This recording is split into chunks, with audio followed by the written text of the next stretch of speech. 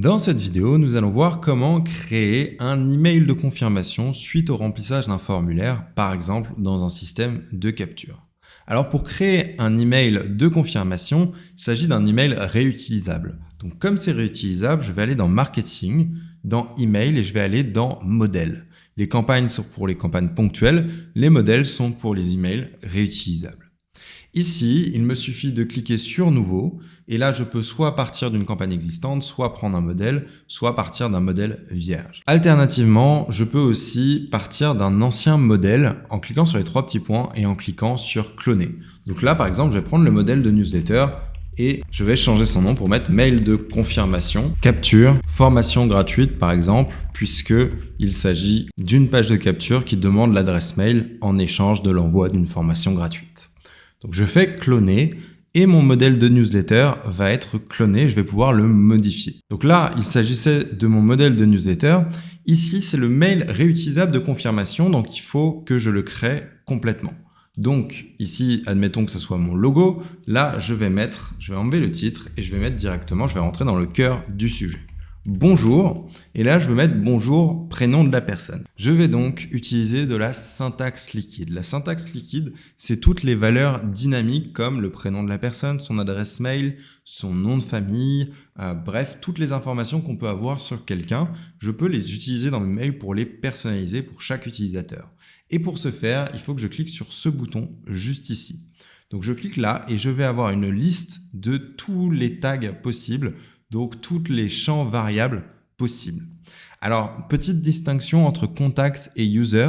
Contact, il s'agit des gens dans notre liste de contacts, donc c'est ça qu'on va utiliser la majorité du temps, tandis que user, ce sont les utilisateurs, notamment lorsqu'on vend des formations ou qu'on a une communauté. Donc ici, je vais dans contact et je vais prendre le first name, le prénom. Donc bonjour, contact first name, ça va remplacer par le prénom de la personne. Je mets ma virgule. Et ensuite, je mets mon mail de confirmation.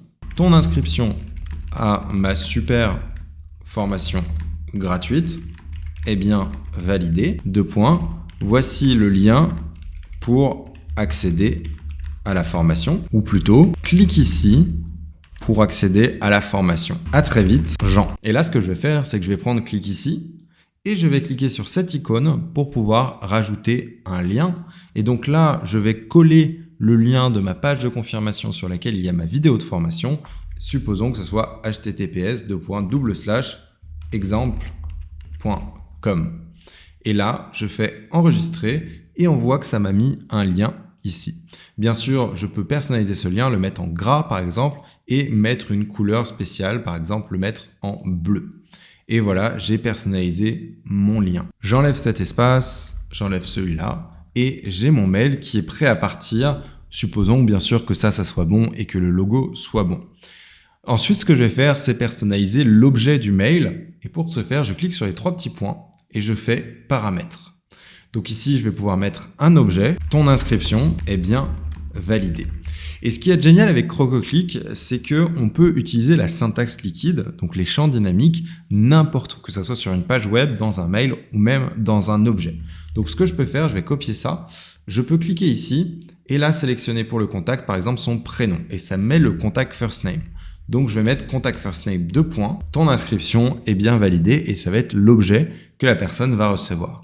Le texte de présentation, c'est le petit texte avant d'ouvrir un mail, on a un preview, et bien c'est ce texte-là. On peut mettre de qui on l'envoie, de la part de qui et de quel email, et ici, j'enregistre. Une fois que c'est fait, mon modèle est terminé, je clique sur enregistrer le modèle et je peux retourner en arrière. Voilà, j'ai terminé de créer un modèle que je vais pouvoir utiliser dans des automatisations ou bien dans des campagnes. Dans mon cas, là, ça va être pour l'envoyer à plusieurs personnes à travers des automatisations.